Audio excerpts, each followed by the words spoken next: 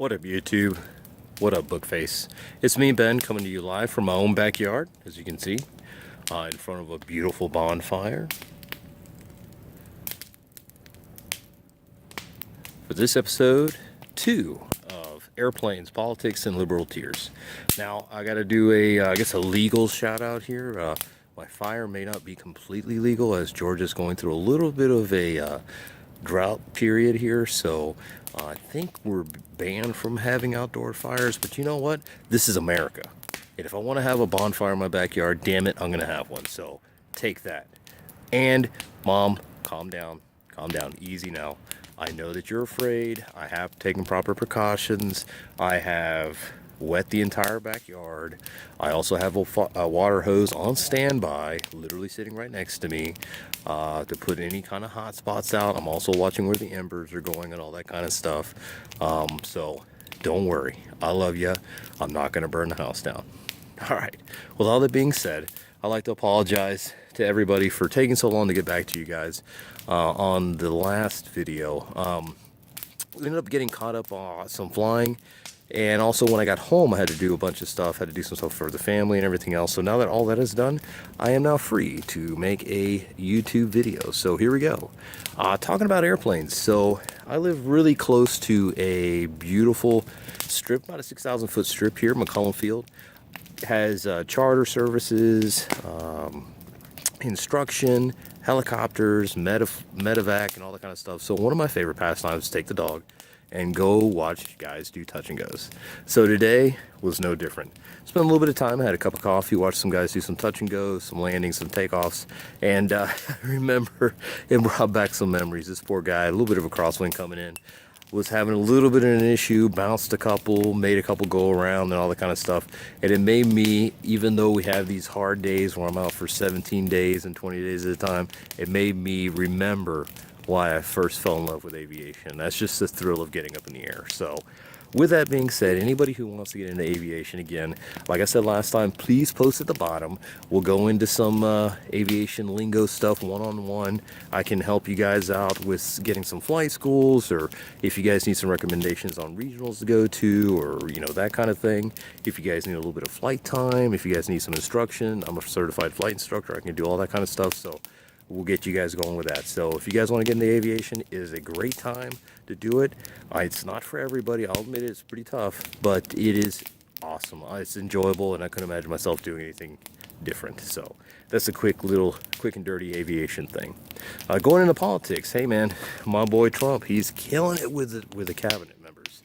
He's getting some guys that are businessmen, that are analysts, that are the best of the best in their fields, and it is terrifying the Washington elite and also the liberals out there, which is making this deplorable very happy. So keep up the good work. Now, with that being said, I do have to address something. I had a couple of people actually comment, which is awesome. Thank you very much for that.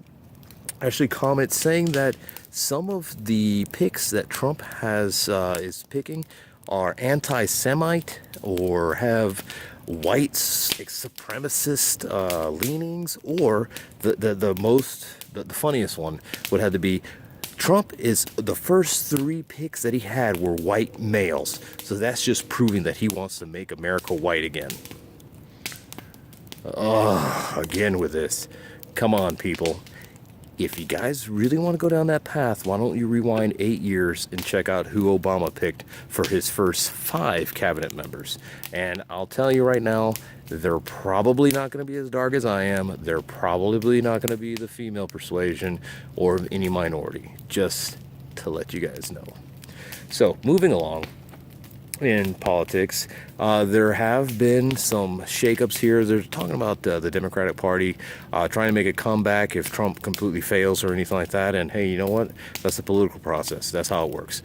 As for the Electoral College, I'll gloss over this real fast. It has been used for about 240 years now. 240 years. And yes, it has happened before, many a times where the person who won the Electoral College did not necessarily win the popular vote. And you know what? That's just how it goes.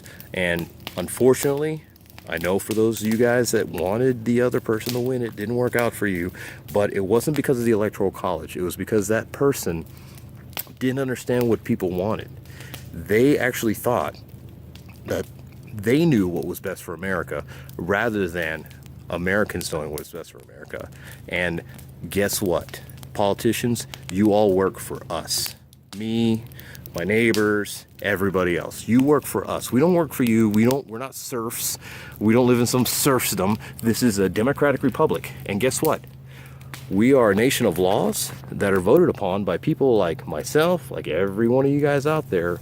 And we trust that the people that are in office will represent us. And when you don't, guess what? You get the hook, I guess, what they say in Broadway. So anyway, Broadway kind of leads us to the whole liberal tier section of this installment of Airplanes, Politics, and Liberal Tiers.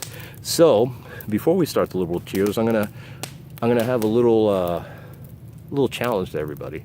One of my favorite commentators on the radio, Neil Boards, he was in broadcasting for about 40 years. He still has a podcast now. He's a libertarian, and he would say some pretty uncool things, make people pretty pissed off. And basically, he would challenge them to always fact check what he said. 99% of what he said was absolutely true. He fact checked it and everything else like that. But he would throw out that one screwball, that 1% that wasn't necessarily quite true. So it would force his listeners to basically research all the stories that he talked about. So I throw that out to you guys because some of these liberal tier things, I know for like myself and some other conservative / independent leaning people, you're like, oh, really? Seriously? That can't be for real. But it's for real. So we'll start off. We got 2 stories for today. So the first story is, Vice President-elect Pence, Vice President-elect Pence went to go see a Broadway show. And this was just the last couple days. So he goes to the show, and when he shows up, he's greeted with some claps and a decent amount of boos. Hey, this is America. That can happen. I completely support that. Now, why you're booing him, I may not support, but the fact that you're booing him, First Amendment right, do it. I support it. So he goes to the show. The show goes on without a hitch. Then after the show, the director actually comes out, directly addresses Vice President-elect Pence and states that he is not his vice president, that he does not stand for what he believes in, and that he does not stand for, I believe, LGBTQ, whatever the hell that is. He doesn't stand for black rights and Hispanic rights and minorities and immigrants and all this ridiculousness, okay? And he was speaking on behalf of his entire crew, or cast. So I'll stop it right there. Apparently, shortly after that, the cast members were like, a lot of them were like, you don't speak for me, dude. That's not how I feel, so shut your damn mouth. Hey, if you want to talk to somebody and you don't agree with them, by all means do it. You have the right to. But don't group anybody else in. Just like I say on this YouTube channel, what I say is what I believe. A lot of guys believe what I believe in, but hey, it's what I believe. I'm not going to try and force it on anybody. And please debate me. Put the comments down at the bottom and we'll move on from there.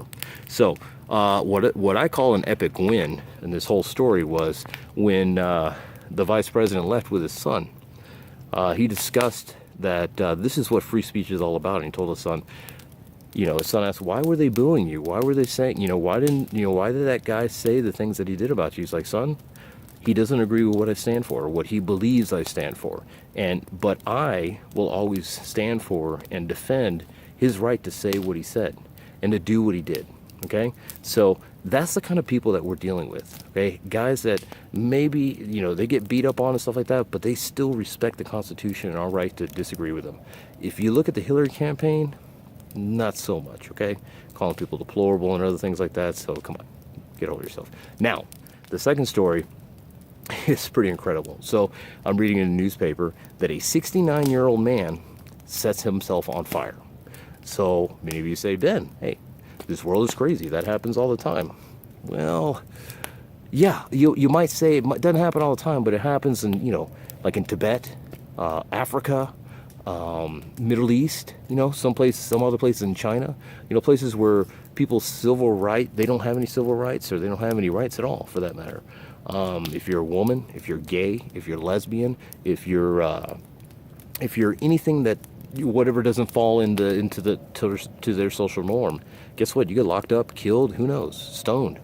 So yeah, sometimes people light themselves on fire to try and bring light to their cause. But this guy, he takes the cake. So he lights himself on fire. Not in Tibet, not in China, not in Africa somewhere or the Middle East. Oh no, no, no, no, no, no. In Ohio. Okay. The reason this guy lights himself on fire is because he didn't like the outcome of the election. Come on, man. You're gonna light yourself on fire because of that? Listen, you're 69 years old. I'm pretty sure you've seen some earmuffs shit in your day. And if you're lighting yourself on fire because of the election results, you've got more than one or two screws loose. So I tell you what, let's have a moment of silence and let's say a little prayer for our disenfranchised friend there in Ohio, okay? All right, now that that's said and done, I wish him a speedy recovery. Don't do it again, man. You know, protest. I don't care. Protest. Do whatever you want. Protest. Okay. Last section of Liberal Tears. I know we're going a little bit long on this, but listen. Hey, it's been 2 weeks. The guy won. Trump won, and he didn't win by like 1 or 2 electoral votes. He won by a bunch. So get over it. Go back to school. Go back to work. Because I tell you what, myself and a bunch of you guys that are watching out there, if we protest for more than a day or two, we're fired. So go back to work so you don't go on the government assistance program, so I don't have to pay for your earmuff ass. All right. Anyhow, that's this week's installment of Airplanes, Politics, and Liberal Tears. Subscribe at the bottom. Click the subscribe page if you like it. If you don't like it, hey, subscribe anyway, and then you can argue with me in the post or send me an email. All right. And as we always say when we leave this, actually, hey, before I go, listen, the guys in Fukushima, Japan, they had a pretty terrible earthquake again, 6.9. For those of you guys that don't know, it was a big earthquake that happened a couple of years ago. Destroyed a nuclear reactor, a couple of towns, a tsunami came in, killed a bunch of people. So it's happening again in that same area. So if you guys would, just say a prayer for those guys out there, and just kind of keep a lookout. If there's any kind of assistance program that comes about, I'll try and talk about it in my next show, and maybe we can help those guys out. So, hey, they're our neighbors too. So, and as I always say, love and take care of your neighbors, and we'll see you next time.